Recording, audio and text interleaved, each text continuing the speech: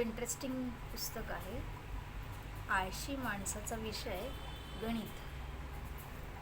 Doctor प्रकाश जोशींनी लिहिलं आहे. आज मी तुम्हाला हे वाचून दाखवणार आहे. थोडी प्रस्तावना नेहमी वाचावीच. म्हणजे मनात काय चाललेलं एखाद्याच्या हे अगदी प्रस्तावनेतून कळतं.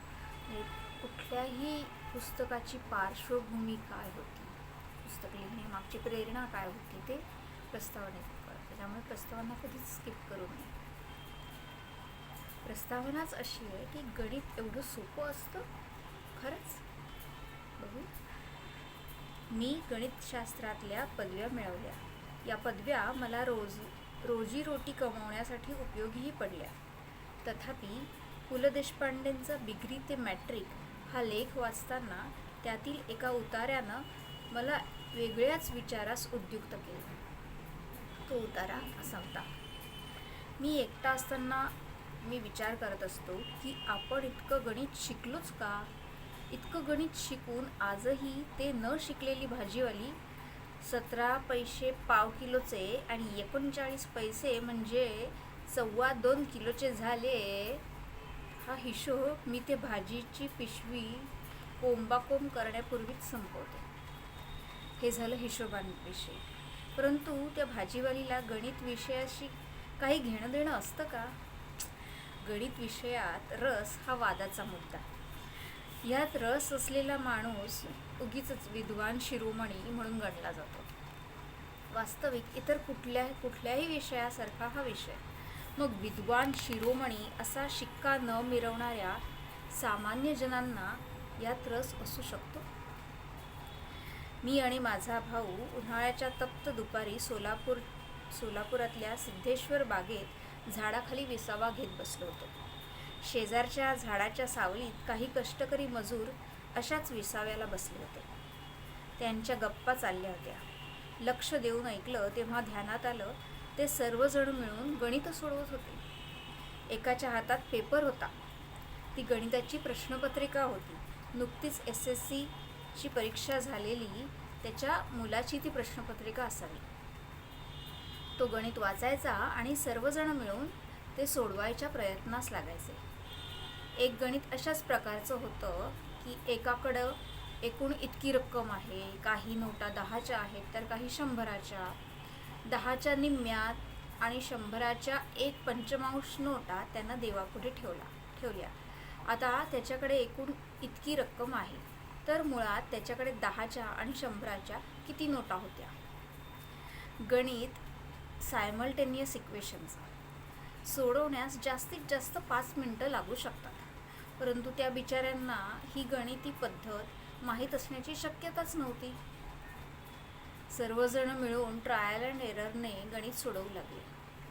साधारणपणे अर्ध्या तासानं त्यांना ते सोडवण्यात यश आलं आणि त्यांना झालेला आनंद अपूर्व होता. मला वेगळाच किस्सा आठवतो. सुमार संध्याकाळचा त्याचा फोन आला. काका, मला लिमिट आणि कंटिन्युटी विषयी काही शंका आहेत.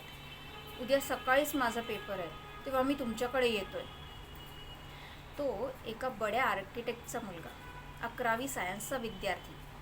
लिमिट आणि कंटिन्युटी हा गणितातला भाग. त्याला काही शंका असाव्यात असा माझा कयास.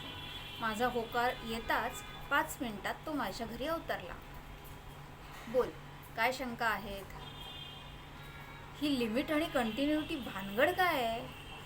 मी अवाक.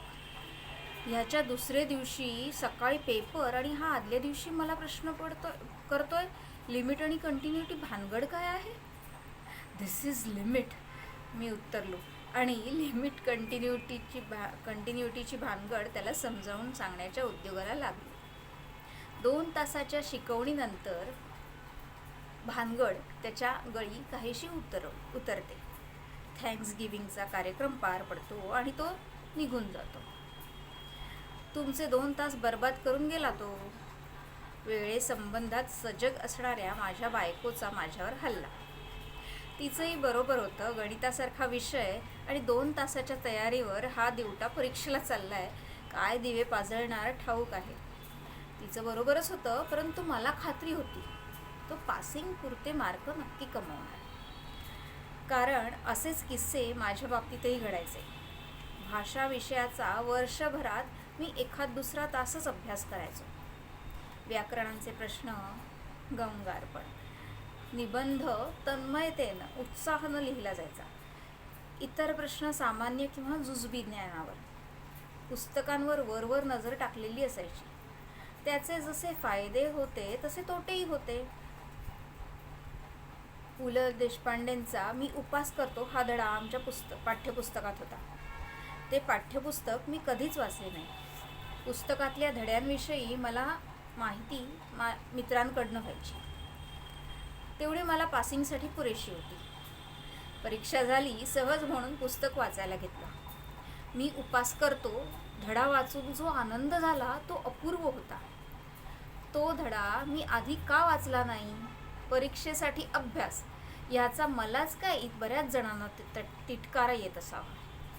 अगदी फिजिक्स विषयाबाबतीतही असंच घडलं होतं. ते पाठ्यपुस्तक मी उघडलं परीक्षा आटोपल्यावर आणि एखादी कादंबरी वाचावी त्या तन्मयतेनं ते मी पुस्तक हातावेगळं केलं. फिजिक्सच्या बाबतीतलीच गोष्ट. कॉलेजचं दुसरं वर्ष. उन्हाळक्या करण्यात दिवस सरलेले. टर्मिनल परीक्षा आली. अभ्यासाच्या नावानं आनंदच होता. परीक्षेत पास होणं अगत्याचं होतं. नापास होणाऱ्या विद्यार्थ्यांच्या घरी चिठ्ठी जायची. ती दुर्घटना टाळणं गरजेचं होतं. इतर विषयांबाबतीत ते कसं बसं जमवलं होतं. फिजिक्सचा पेपर हातात पडला. त्यातले सारे शब्द अगम्य होते. ज्ञात शब्दकोशाच्या बाहेरचे होते. घाम फुटला. शांत झालं. प्रश्नपत्रिकेचा अभ्यास केला. लक्षात आलं प्रत्येक प्रश्नाचे 2 भाग होते. प्रथम व्याख्या वगैरे असा थिअरी वर्कचा प्रश्न आणि खाली त्या संबंधित गणित. असाच प्रश्न रिलेटिव्ह वेलॉसिटीवरचा. रिलेटिव्ह वेलॉसिटी ही भानगड आयुष्यात प्रथमच ऐकत होतो. खाली त्याच्यावरचं गणित. एक माणूस नदीत पोहतोय, त्याला नदी पार करायची आहे. प्रवासाचा वेग हा असा, त्याच्या पोहण्याचा वेग हा असा, नदीची एवढी रुंदी, त्यानं नदी पार केली तो किती अंशात प्रवाहाच्या दिशेने पुढे सरकला असेल. काहीही ज्ञान नसलेला माणूस काय कप्पाळ गणित सोडवणार? परंतु त्या गणितानं रिलेटिव्ह वेलॉसिटी या संकल्पनेचं मला आकलन झालं आणि प्रश्नाच्या पहिल्या भागात असलेल्या व्याख्येविषयी मी विचार करू लागलो. एक मार्क मिळवणं गरजेचं होतं. मला माहीत होतं गणिताची एखादी स्टेप जरी बरोबर आली असती तरी एखाद दुसरा मार्क पदरात पडू शकला असता. मी त्या उद्योगाला लागलो. निकाल दुर्घटनेपासून मी बचावलो होतो. त्या मुलाच्या बाबतीतही असंच घडलं. तो पास झाला. गणित एवढं सोपं असतं? माझ्या बायकोचा प्रश्न. ते सोपं कसं असतं हे गणित मांडणाऱ्यावर अवलंबून असतं असं मला वाटतं. तो एका बड्या आर्किटेक्टचा मुलगा. त्या व्यवसायाची त्याला गोडी निर्माण झाली होती. आयुष्यात पुढं त्याला त्याच व्यवसायात करिअर करायची होती. त्या खातर त्याला आर्किटेक्चरची विषयाची पदवी मिळवायची होती. तरच त्याला हा व्यवसाय करण्याची सनद मिळणार होती. प्रथम 12वी पास होणं आवश्यक होतं. 11वीत त्याला पासिंगपुरतेच मार्क हवे होते. म्हणून त्या विषयांच्या अभ्यासाला त्यानं फारसं महत्त्व दिलं नाही. त्यासाठी आपला अमूल्य वेळ खर्च केला नाही. आम्हा दोघांची उद्दिष्ट सर्वसाधारणपणे एकच होती. पासिंगपुरते मार्क. आमचं उद्दिष्ट 95% मार्कांचं असतं तर आमचं गणित वेगळंच असतं. थोडक्यात उद्दिष्ट स्वच्छ आणि ठाम असतील तर गणित एवढं सोपं असतं हा प्रश्नच उद्भवत नाही. यावरून गणित म्हणजे काय हे वाचकांच्या ध्यानात येतं सगळं. शिक्षणाच्या आईचा घो ह्या चित्रपट शीर्षकाने बरेच वाद माजले. त्या वादांत पडायचं नसलं तरी शिक्षण म्हणजे काय, ते कशा प्रकारचं असावं, ते शाळा कॉलेजातच मिळू शकतं का हे प्रश्न उपस्थित होतातच. शिक्षण शास्त्राविषयी लिहिण्या इतपत त्या शास्त्राची ओळख मला नाही. परंतु गणितशास्त्रावर लिहिलं तर मी गणित शिकलो असलो तरी गणित शिकवणं किती कठीण असतं याचं प्रत्यंतर मला आलेलं. 5वीतली एक छोकरी माझ्याकडे एक शंका घेऊन आली. 20/30 बरोबर 0.6666 कसं? एकदम सोपा प्रश्न, पण तिला समजावून सांगायचं कसं? मला पेच. ह्याचा अर्थ हे गणित मला कितपत समजलं हा देखील प्रश्न. तरी देखील समजणं आणि समजावून सांगणं या दोन्ही गोष्टी भिन्न आहेत हे ध्यानी आलं. त्याच वेळी आणखी एक विनोदी लेखक वी आबुआ यांचं गणित विषयाबाबतीतलं एक विधान आठवलं. हा विषय माझ्याकडे यायला सतत आसक्त होता, परंतु मीच विषयासक्त नव्हतो, विरक्त होतो. पुढं लेखक झाल्यावर लेखकांच्या थोर परंपरेप्रमाणे असल्या विषयांचा संबंध तोडून टाकला. साहित्यातही नाव कमवायचं आणि गणित कुळातल्या विषयातही निष्णात असायचं असं परंपरा मोडणारं दुष्कृत्य मी कधीच केलं नाही. साहित्यात माझं नाव फारसं नसलं तरी विया बुवांना अभिप्रेत असलेलं परंपरा मोडण्याचं दुष्कृत्य करण्याचं मी मनावर घेतलं. त्याला कारणीभूत एक प्रसंग आहे. अडलेल्या गणिताची प्रश्नपत्रिका घेऊन एक विद्यार्थी माझ्याकडे आला. चांगलाच वैतागलेला होता, शाळेवरही आणि गणितावरही. त्या वैतागात त्यानं आपलं मनोगत प्रकट केलं. ते अत्यंत दाहक होतं.